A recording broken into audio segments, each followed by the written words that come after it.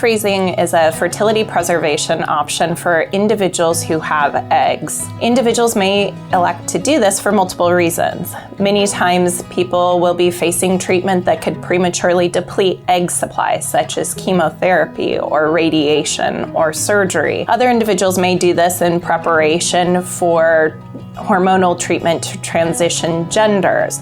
And yet other individuals may elect to do this because they're acutely aware that the egg supply is finite and declines in quality or quantity over time. And despite the fact they're not yet ready to have children and take the next step in their family building, they'd like to preserve fertility so that that option remains available when they're ready to do so.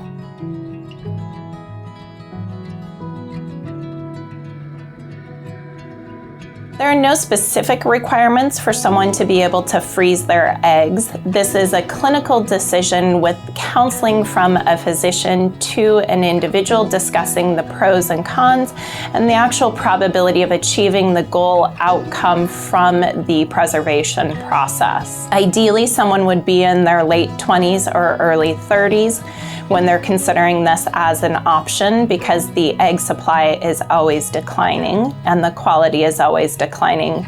It's of limited utility in individuals with very low numbers of eggs or poor quality of eggs.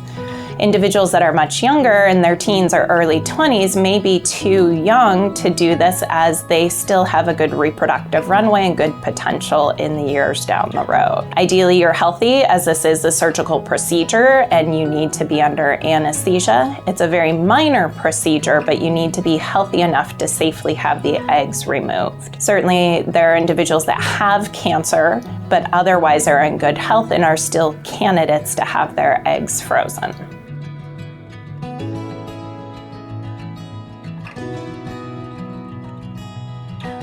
So egg freezing is essentially the first half of the IVF process. You'll undergo stimulation with medications that are actually a pharmacologic mimic of what your brain naturally releases. This does require daily injections. They're subcutaneous injections, meaning under the skin. They generally aren't painful, but you certainly will feel them, unfortunately. And you'll have monitoring every day to every couple of days to see how the ovaries are responding to the medications, if we need to adjust the dose of these medications, and the interval of your monitoring and the dosing of your medications are going to be specific to your body and your response. When we get to a point that it looks like the ovaries are ready to release eggs that would be mature, which means capable of being fertilized by sperm down the road when you're ready to use them, you'll take a final medication that we call a pop shot or a trigger shot that essentially acts like your body's own ovulation surge. But before you release those eggs on your own, we actually go in and retrieve them with a surgical procedure. This is done with a transvaginal ultrasound, so an ultrasound that is placed internally.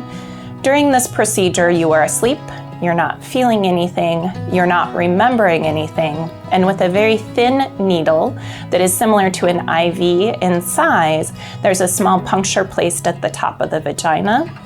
And this is advanced under ultrasound guidance into the ovary, and the fluid from each follicle is removed.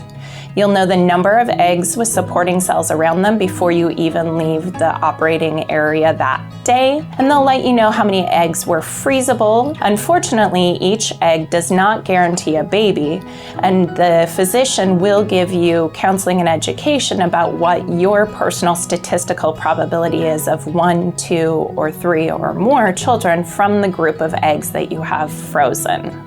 The benefit of this is that the eggs that are frozen in time. So you may freeze them at age 30, 33, 35, and you come back 5, 10 years later, and they have the reproductive potential of your eggs at the time that they were frozen.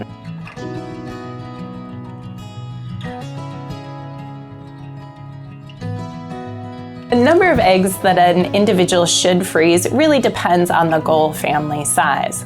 The more children you want, the more eggs you're gonna need. The poorer your egg quality, i.e. unfortunately the older you are, then the more eggs you're gonna need to get to the egg that is genetically normal and that's likely to yield the babies that you're hoping for. Unfortunately, egg quality declines over time. At age 20, about 20% of the eggs are abnormal. At age 30, about 30% have become abnormal. And then by age 40, 70% of the eggs have become abnormal. And by age 45, 95% or greater. And that's really where we're doing the fertility preservation process, is to really avoid individuals coming back saying, hey, I wish I would have done this when. We're finally at a point that our technology is caught up, and we're really striving to educate individuals not only about how to not become pregnant when you don't want to, but how to maintain your fertility so that you can become pregnant when you're ready to do so. That's why I do what I do, because I know as a young individual, you're often counseled about how to not become pregnant. But 1 in 8 couples may struggle with infertility, and that's not something that's readily discussed in our sexual education courses. And I think it's really important to empower people by counseling you about your fertility preservation options, your standard fertility decline with time, and realistically what your reproductive timeline looks like.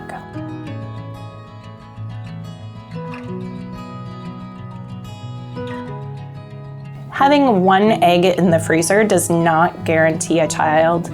Each egg goes through a selection process, so not every egg is a usable egg.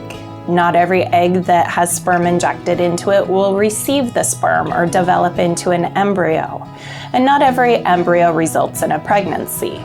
Our peak fertility at age 20 is 22% chance per month, which is very different than what we're counseled as adolescents taught about sexual education.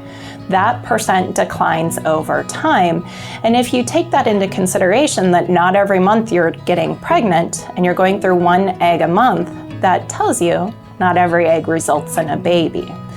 The statistical probability of baby, depending on the egg, depends on age and egg quality. The poorer the quality of eggs, then the lower the probability that's going to yield a baby. We do have some additional testing when you're ready to use the eggs, such as pre-implantation genetic testing for chromosomal abnormalities that can help get to those embryos that are more likely to yield a pregnancy. Here at Fertility Specialist Medical Group, we're committed to helping you build your family, however that may be and whenever that may be. We'd love to provide counseling and education so you can make the right decision for yourself and your family building goals at the time that's right for you. Please give us a call, schedule a consultation with our physicians, and we can give you a personalized assessment of where you are and what you should do to potentially achieve your family building goals.